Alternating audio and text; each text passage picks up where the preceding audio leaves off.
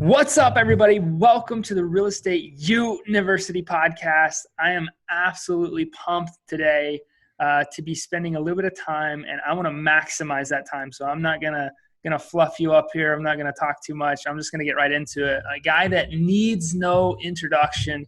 We've got Michael J. Maher on with us today, and he is going to drop some insane value. I just absolutely know it. So buckle up.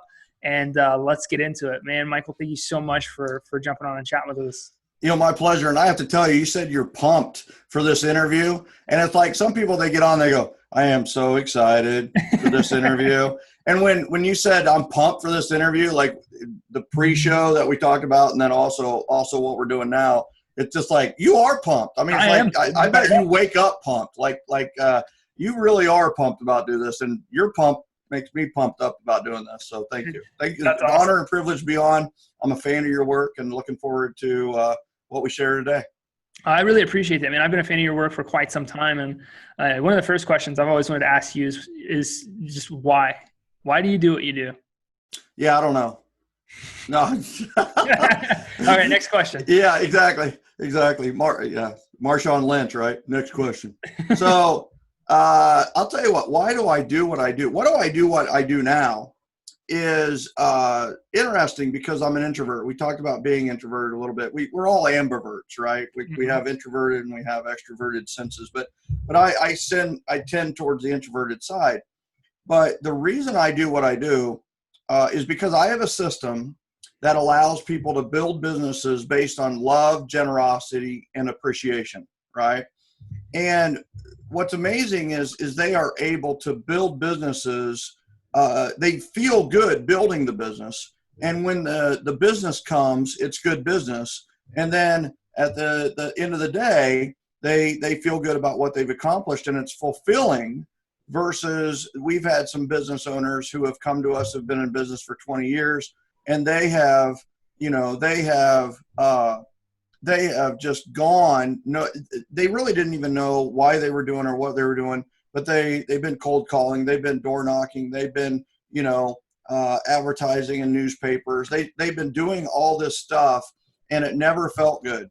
And they did it because that's what they've always been taught. Mm-hmm. And so the beauty is, my mission and my message is bigger than my issues around being introverted, right? Mm-hmm. So why do I speak? I really struggle speaking about myself. I am really good at educating and teaching. And if I'm in a position where I can add value by helping people, I mean, it's just like we just had an event last week. There were tears shed. There was crazy laughter, because they've never heard anything like this before, that they can do something that feels so good, and the results are also really good. Many of them last week walked out of the event I was in with referrals.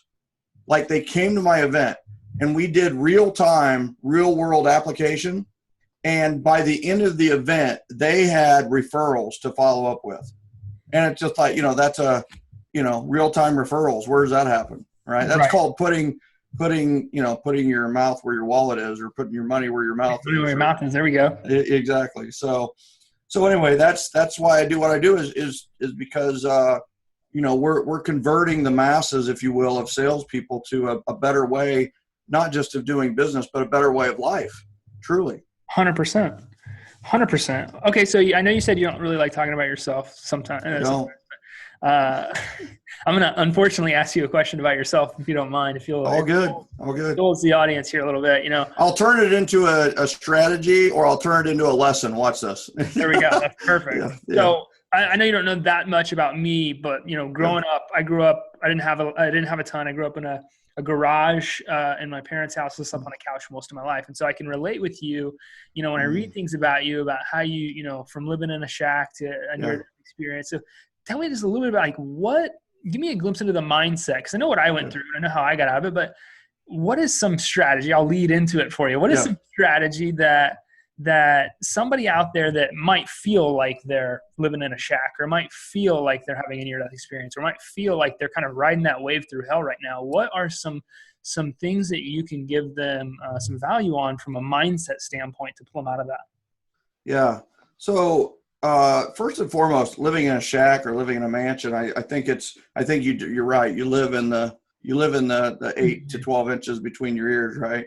And I think I came from the poor of the poor, right? I mean, we looked up to the dirt poor and the piss poor people. We were so poor, right? Yeah. I mean, like, I was hoping for them to give me their clothes, right? So very, very, but a loving. I don't want anybody to think that I had a bad childhood. Mm-hmm. I didn't have a bad childhood. I just had a really poor childhood in the sense of money. So I could have grown up poor. I could have been like a lot of people and just kept this poor mindset. But I have to tell you that it started with mindset. I read a book by Og Mandino called The Greatest Salesman in the World. And it was a little short book, and I just found it. I literally just found it. And I still have that book, and it's almost in shambles. It's 35, 40 years old. But I read this book, and it just talked about a different way of thinking.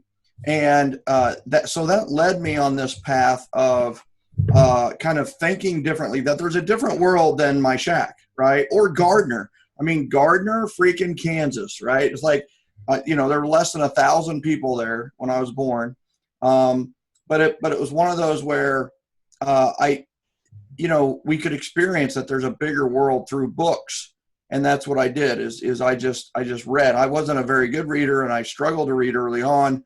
But now I can read a book in a night, right? Just because I've read so much. Some people can, like, they're 4 years old, they can read really fast. I was the opposite. So, but after reading a lot, I read. And that's the thing, is some people on this may not be readers. And what I'd like to say is that I wrote 7L for you, right? I wrote 7L in a story, in a love story, in a very enjoyable, and in 12.5 font, so bigger font. So it was even easier and more comfortable to read. I wrote the book to make it easy to read. And then, the 100+ strategies in it were just a bonus. Mm-hmm. But I think the big thing is that happened. And then on the other side is that some things happened in my life, especially around sports, that showed me that I need to persevere through failure. Baseball and football were big sports for me. I like basketball, but football and baseball were kind of the big sports. And my junior year in high school, I happened to break 22 high school passing and total yardage records as a quarterback at Gardner High School, which is not saying a whole lot, because I was really the first passing quarterback that I think they'd had for a long time. Right. So, but it was a great accomplishment. There was a lot of talk in the town about, what was coming up with football, and our football coach ended up getting fired. We got a new football coach. And what's interesting, this is my senior year. My junior year, I'd broken all these records. I was the cock of the walk, baby, right? I mean, I had a strut bigger than any rooster you've ever seen in the yard, right? So I get to the first practice in football, and he comes in. He wants to run a wishbone, which is not a passing offense. A wishbone offense is all running. The quarterback is basically another running back. And so it was like, ooh, okay. So I saw, like, they're running a wishbone. They're not running the red or the fire offense that we ran before. And so it ended up that I wasn't the starting quarterback at Gardner High School, right? It was somebody else. And it was a depressing day. And I was like, I went to my dad and I go, I'm done. I want to quit, And he goes, okay, right. But let me ask you this. How bad do you want it? How bad do you want it? And I honestly, I thought about that quite a bit. And I was just like, wow, you know what? I want this really bad. I want this really bad. So Monday's practice came. We always ran a lap first. I came in first. We did drills, agility drill. I was smoking everybody, right? It wasn't because I was the fastest. It was because I was going at it 100%. And then for 2 weeks, I was the second string quarterback. And we, at a smaller school, your second team is typically much weaker. But we had a really good first team defense, and my second team offense, we were taking it to one of the best defenses in the state, right? Why? Because I was like, you block him, you block, I was just fired up, and I didn't know at the time, I was developing being a leader, right? Rather than just an athlete. And lo and behold, the week before the first game, I get announced as a starting quarterback, right? And fast forward, we have a game that is in the playoffs where we couldn't run the ball. So we had to go to our passing offense, which we had done the year before. We had never run it the whole year. And without any practice all year, we went right back into it. And I was actually calling each player what they were going to do on each route. And we ended up winning the game with 58 seconds left, on a 45-yard touchdown pass. And it was great. It was celebratory. But the biggest thing I learned from that continues to this day and probably drives the people around me nuts is we all have another gear, right? We all have another gear. And that gear is excellence. That gear is mastery. That gear is like, how bad do you freaking want it? How bad do you want it? If it's like real estate success. Anybody can be a success in real estate. And I don't care you're a D, you're an I, you're an S, you're a C. I don't care if you're an SC or a DC or a DICK. You can be a success in real estate, right? I mean, so it's how bad do you want it? It's not about all these tests that people give you. Screw that. Burn it. And then just go, right? What's the secret to success? Action. That's it. One word. I can 100% relate to that. I think I failed every test I've ever took. It doesn't. You don't need a test. You just need the one. I was supposed to be an engineer. What the heck? Could you imagine me?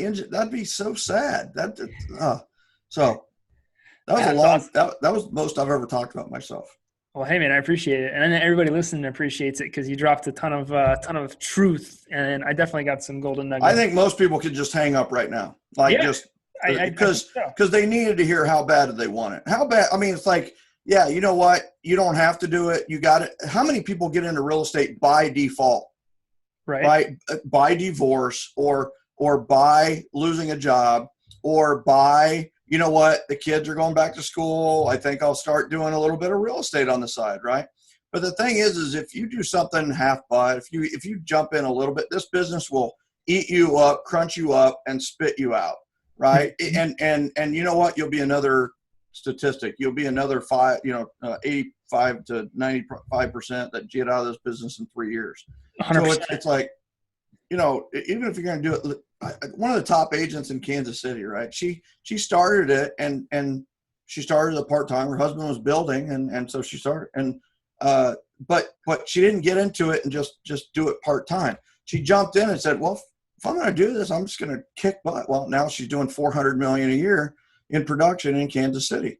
Right. And it's like, and has a great lifestyle and has a great life and is, very famous and very well known. So it's one of those where it's just, I think that, how bad do you want it? If you don't want it very bad, this business is tough.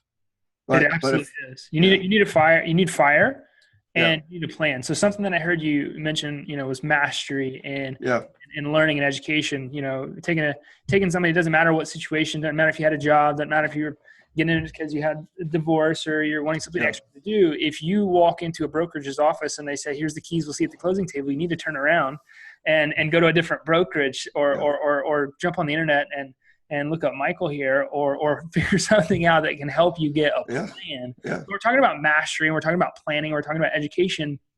I'm of a very firm belief in education and self-education and training yourself and developing and refining those skills, mastery, like you were commenting. What are some strategies? What are some quick wins? If somebody was listening to this and they're like, man, I want to roll with these guys. These guys have the mindset and it sounds like they have the plan. What is like something somebody could do? It's a part of your plan to go out and get some quick wins right now. So first of all, mastery, you continue to say mastery. The license plate on my Mercedes GL 450 is mastery, right? So everywhere I go, mastery is with me. And mastery is my word for life. So I believe in mastery, and where I really enjoy mastery, there's two types of mastery. One is talent mastery. There's a guy named Josh Weitzel, right? Or Bobby Fischer, right? Bobby Fischer played chess at 7 years old. He was a grandmaster, right? How much did he have to work to be a grandmaster? Well, the truth is not much. I mean, there's a lot of natural talent. Josh Weitzel is also a grandmaster in chess and was like 6 years old, 7 years old, and beating adults in chess, right? But there's that type of mastery, which is kind of inborn and really just kind of natural. And then there's that mastery that I really love, which is that somebody who has worked their butt off for 20 years, right? And then you're exposed to it and you watch them deal, you watch them work, you watch them play, and you're just mesmerized, right? And it's like they, what's funny is they work 20 years to become an overnight success, right? But it's one of those where that is the first thing, is that anybody can be a master. And I think the big thing is a lot of people ask, why me? Well, I think the question they need to be asking is, why not me? Mm-hmm. Like, why not me? Why not me? And the truth is that it should be you, something like you, right? You have mastered Facebook advertising, right? And it's like that. I mean, so we can all find our niche of what we want to master and take to the next level. And if we spend enough time on it, 10,000 hours, according to Malcolm Gladwell, that we can master it and make a living with it, right? Mm-hmm. And the other part of it too is that you have to find something that you enjoy to the tune of 10,000 hours, right? What are you going to enjoy through the drudgery? Mm-hmm. What are you going to, you have a hat that says hustle, right? It's like hustle. Well, what do you do on those times when the hustle doesn't seem to be producing, mm-hmm. right? I mean, it's easy to hustle when you're safe at second, right? It's harder to hustle when it's the fifth game of the tournament and, you pop up to the pitcher, right? Mm-hmm. Those are the ones that are going to be mastered, want to hustle, and even when it's the last game of the tournament and there's just a little pop up. So that's number one. And then I think affirmations really pop to mind here. I know it's a soft skill, but it's what made me as successful as I am, is something as small as like do it now, right? I have my do it now band on. For those of you that have read 7L, you know that there's a secret message inside of this band, and it's do it now. And most people are procrastinators. We can overcome procrastination with simply 3 words: do it now. And what we've done is we do, when I speak, I always have them do 7 do it nows at the beginning of a presentation. Do it now, do it now, do it now, do it now, do it now, do it now, do it now, right now, do it, right? And what's funny is we most people are going to dismiss that as, well, it's just 3 words, right? And it's just, I don't know about these affirmations things, but trust me, people's lives have been changed, and their vibrancy, right? Their daily vibration. You vibrate at a quicker frequency, you will get more done. Plus, you will attract people who vibrated at a higher frequency. And so it's one of those where I think that's the big thing is affirmations. I do 5 affirmations every single morning, and I start them with I am. Interesting one in 2010 was January 1st of 2010. I wrote an affirmation that says, I am a best-selling author. Well, what's interesting is my book wasn't out. My book wasn't even finished. It wasn't even close to being finished. But I said, I am a best-selling author. So one, my book comes out October of 2007 or 2010. But what's interesting is in what happened in April, May, June, July. So I was at these events, and in the interactions, people were introducing me as, yeah, he's the top producer and he's also a best-selling author. Well, I didn't told anybody I was a best-selling author, right? I mean, people knew the book was coming, and I wasn't a best-selling author, but people are introducing me as a best-selling author. And they were, it was one of those where it's just like, it was coming true before it even came true. And that's the power of affirmations. The other thing that I do is I do 5 appreciations in the morning. And these are very simple as well. And it just says, I appreciate whatever it may be, right? So I appreciate coffee, definitely. I appreciate my wife, Sherry. I appreciate my son, Max. But even to a higher level, it's like I appreciate Sherry's smile. I appreciate Max's laughter. And he's got a little giggle. He's 9 years old and he still has a giggle. And I want that to last as long as I know it's going to leave at 12, but so it's, I appreciate. Well, that's another little thing that we're like, well, we could just so easily dismiss that. I'm not going to do it. I'm not going to do 5 affirmations and 5 appreciate, but what you appreciate appreciates. What do you want more of in your life? Appreciate what you have, right? And we need to do that. We need to, we need to really take this insatiable appetite for what we don't have and replace it with an insatiable appreciation for what we do have. And that's the thing I have. I have an insatiable appreciation. I have an appreciation that will never be satisfied. There's more and more things to appreciate. And what happens in my life is all these great things have come to my life that makes me want to appreciate even more stuff, right? So what you appreciate appreciates. And what I mean by that is, if you want something more of, appreciates means goes up in value or you get more of or increases. What you appreciate. So I appreciate. The other thing too is appreciation is a tool of influence, right? So Grant, have you ever done something for another person where you really went above and beyond, or you went out of your way, or you kind of put yourself out for this other person? Have you ever done that? Of course you've done that, right? Absolutely. Yeah, but have you ever done that in a case where the other person didn't even notice or acknowledge or appreciate what you've done? Have you ever done that? 100%. Yeah. How likely are you to do something else for that person? Are you less or more likely? Less. You're a lot less likely, right? So let's flip it over. Have you ever done something that was just like who you are, right? Very natural for you, or you just thought it was like kind of part of your job, but the other person was so genuinely and sincerely appreciative of what you've done? Have you ever experienced that? Yes. 100%. Yeah.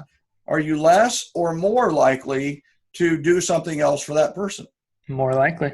You're much more likely. In fact, what we've discovered is we will run through a brick wall for an appreciative person, right? Absolutely. So, what's the lesson there, right? Be appreciative. But it's even more than that. We need to express our appreciation. We need to make appreciation part of our bloodline, right? I mean, it literally needs to be a part of our soul and our being every single day in what we do. I couldn't agree more, 100%. And on a lot of the stuff that you're saying, sorry, I'm reaching into my bag to grab. Yeah, it's all good. Grab something here. Is it's like a magic trick. What are you pulling out of there? Yeah, on exactly what you said. I listen to affirmations every single morning. I wake up, I go to the gym. I wake up at 4:30. I'm there by 5, and while I'm working out for an hour and a half, I got my book out too. While I'm working out for an hour and a half, I've got those affirmations that are playing in my head. So sometimes I don't even hear what's That's right. That's right. You're thinking about other stuff. That subconscious programming that takes That's place. Right. Tony Robbins says that often. The mind's a computer, and when you tell your subconscious what to do, it basically just goes to work to do the action.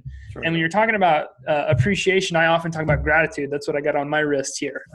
Grateful. Be grateful. Be grateful. And I always tell people, if you're not grateful for what you have, what in the hell makes you think that you deserve any more of it? That's right. And that's with money, and that's with automobiles and houses and relationships, and it goes. So after my affirmations every morning, I have, if you can hear that, guys, it's my journal.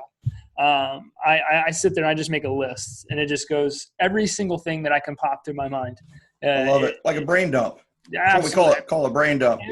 Every single morning, it could be something as simple as coffee, or I like honey in my coffee. I'm grateful for bees, and just every single thing that I can think of.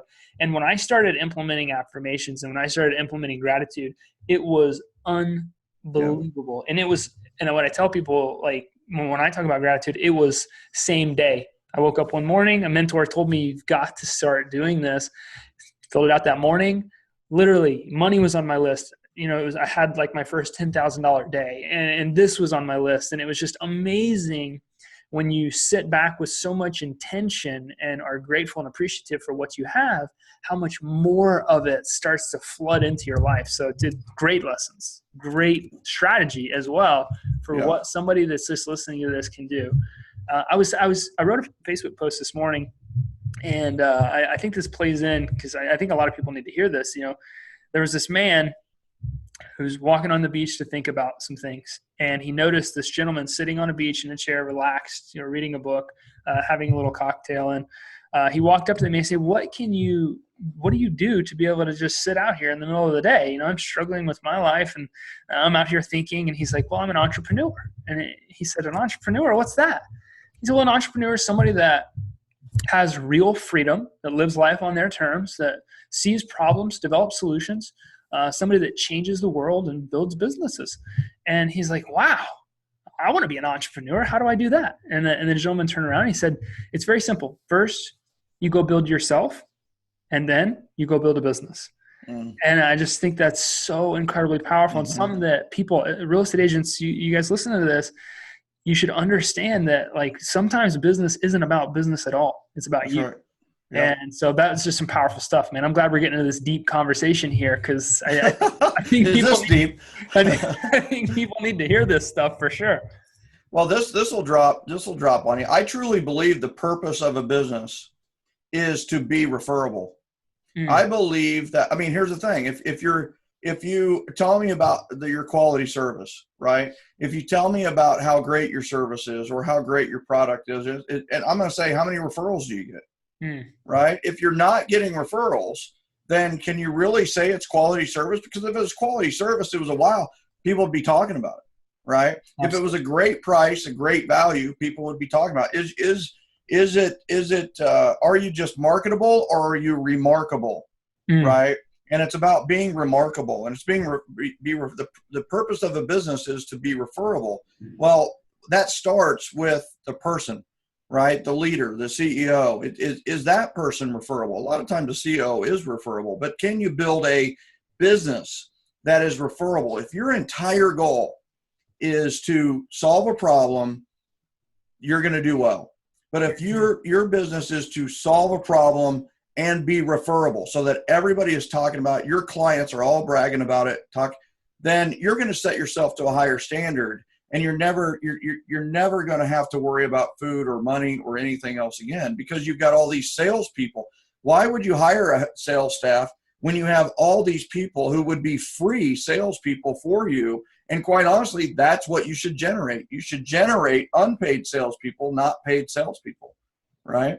So it's one of those where the primary purpose of a business, in my humble opinion, is to be referable. And as a person, our primary purpose as a person is to be referable, is to have other people so willing to share about us and to introduce, connect, and refer us to others.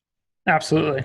It's not to be liked, as you know, right? I mean, Grant, let me ask you, and unfortunately, I think I kind of gave the answer, but it's like, I'm going to give you 4 options. You can only pick one, right? And so would you rather be 1, be liked? Would you rather 2, be respected? Would you rather 3, be trusted? Or number 4, would you rather be referred? So if you can only pick one of the 4, which would you pick? I'd obviously like to be referred. Why is that? Because if I'm referable, I'm already the other 3. That's exactly right. It does imply it. But what else is great about being referred instead of just simply being liked, being respected, or being trusted? I don't know. What do you say? Yeah, so 2 things. 1 is it pays better. And that's very true. Right? And the last one is being referred means influence. Somebody actually took action on your behalf. You can be liked all day long and not have somebody take action on that's influence, right? Influence is somebody takes action on your behalf, right? Either to buy your product or buy somebody else's product or to use a service or connect somebody, right? So, but respected, same way. You have people we respect, but you'd never refer. Trust, right? We trust, like my mom or something like that. But we trust people, but we don't refer them, right? So saying is seek not to be liked, which is such a thing in real estate. Oh my God. Seek not to be respected. That's another thing, which especially the DCs and some of the Ds, it's just like, they want to become the experts of the experts. And it's just like, okay, seek not to be trusted. That's the S, right? The S's want to be, the trusted and so on and so forth, but it doesn't pay the bills, right? They're very, very, very trusted, but they're also really good unpaid taxi drivers and unpaid tourist guides of the city, right? Because they show drivers all day long. But seek to be referred, right? Seek to be referred and figure out, where you're at on that liked, respected, trusted, and work on the respected, work on the liked. If you are heavy on the trust, right? And if you're light on the trust, then man, we've got some work to do. We just need to build that trust up. Awesome. That's great. Actionable advice. 100%. I know we're nearing the end of our time here, but I got one last question. I think, man, that flew by. Yeah, it would, right? And we might just have to keep stretching this thing out if it keeps going faster. How do you feel? Obviously, I'm a social media guy. I've got heavy emphasis in my business around different types of advertising, Facebook predominantly. How do you feel, or how do you believe that social media has impacted an agent's ability to go out and build more trust, credibility, go out and get more referrals? How do you believe that social media has had a direct impact in the way that you guys believe in doing business? Well, it's the megaphone, right? It's the megaphone. It's what's beautiful about social media is there are people who we thought were pretty good people, and we found out through social media that they're not good people, right? And then the flip side is we thought people we really didn't know that well, but they friended or they were a friend of a friend. And we've discovered over time that this person we really didn't know is a really good person, right? So one of the beautiful things about social media is the bad people are being exposed, but also the good people are being exposed so that we can find like-minded people to network with and mastermind with and grow, right? The other thing too is that, there's a great book called Megatrends. And in Megatrends, it says for every technological advance, we will have a human advance or a spiritual advance, right? And so what we've seen is in 2006, I discovered and kind of coined a strand of consumer that was growing very quickly called the generosity generation, right? We went from the ego era to the generosity generation. And the I'm number one. And if you'll notice on advertising, things like that, nobody's saying I'm number one anymore. You know why? Because it doesn't work. Nobody wants to work with number one. And there's so many number ones that it lost its effect. The new mantra is I am here to help, right? I'm number one has been replaced with I am here to help. And if you look at Discover ads and all these ads, they're beer ads that never even have beer in them. There's car ads where there's not even a car. It talks about the cause or the generosity that company has done. So what's amazing about that is so we've had this technological advancement of social media at the same time as this human advancement of the generosity generation, and people are being more generous and being more loving and being more appreciative, and they care more about their companies being like that. And it's one of those where social media is there to supplement, not supplant relationships, right? So it's how do we tell a lot of people that we're a good person, right? Social media is that way. It's a social media, right? If you want to tell a lot of people something, how would you say it, right? How would you say it? Back in the day, you'd say it with an ad, right? In today's world, you're going to say it on Facebook or Twitter or Instagram or Pinterest or Snapchat. Or whatever your customer choice of communication. You're not going to say it on Empire Builder or what was that? Remember that social media that was so hot for like a couple of months? It was anyway. It was supposed to be. Yeah. It was something Empire or Empire Builder. I can't remember, but I don't remember what it is. Yeah, it was brutal. Yeah. That's awesome. That's just more and more and more golden nuggets there. So I appreciate it, man. I know we're running out of time, and I appreciate you stopping by and talking to us a little bit. If somebody, I know this wouldn't be very hard, but if somebody wanted to learn more about how you could help them and how you could assist in growing their businesses or growing them as people, what is the best way for them to go about doing that? You know what? I'm gonna go right to something I don't normally do, but I think it's really, I don't know, I'm compelled to share this. Normally I'd say an email or a website or whatever. I think callwithcoach.com. Just do a call with one of our coaches. And by the way, these coaches are certified referral trainers. They are certified referral coaches, or they are strategic coaches who are real estate agents, top real estate agents, top mortgage professionals, or top coaches, right? Mm-hmm. So we don't have the $15 an hour, somebody reading Right. from a manual, right? So I would set up a call with coach.com, and it will be a week, 2 weeks, 3 weeks, sometimes 4 weeks out, because those fill quickly. Mm-hmm. But the thing we're going to do is it's a strategic session. So it's like, it's not a sales call. It is, all right, what's your biggest challenge right now? And we're going to help them conquer one challenge. No, it's not like all the challenges that you have. Just like, let's conquer one challenge about repeat and referral business, or any part of the business. And you can sign up callwithcoach.com. That's what I would do. Perfect. That's awesome. Well, hey, again, I appreciate you so much. Everybody, like you've sat here and you've listened to this podcast, and you've heard Michael speak. There's absolutely, like, it just justifies why he's endorsed by Dave Ramsey and Ziegler and Gary Keller and Todd Duncan, and why he's appeared with Tony Robbins and Barbara Cochran and Damon John. There's no mystery when you sit back and you listen to a show like this, and you just hear how valuable this guy is and how much impact he's creating in this industry. And so it's my hope that you will go to callwithcoach.com and sign up to speak with one of their people. You've heard it here, just how valuable that might be for your business. And so it's my hope that you'll do that. Michael, man, I appreciate you so much. Thank you for sharing all the value you did today, and I look forward to talking with you more in the future. Thank you. And Grant, I have to say this from the industry, and I know that I speak for a lot in the industry, is that, hey, you're much appreciated, brother. What you're doing is great work, and you continue doing what you're doing. And from the entire industry, listen, thank you. Seriously. Thank you for the time today, and thank you for the opportunity. Yeah, thank you so much. I appreciate you saying that. We'll see you guys later. Thanks.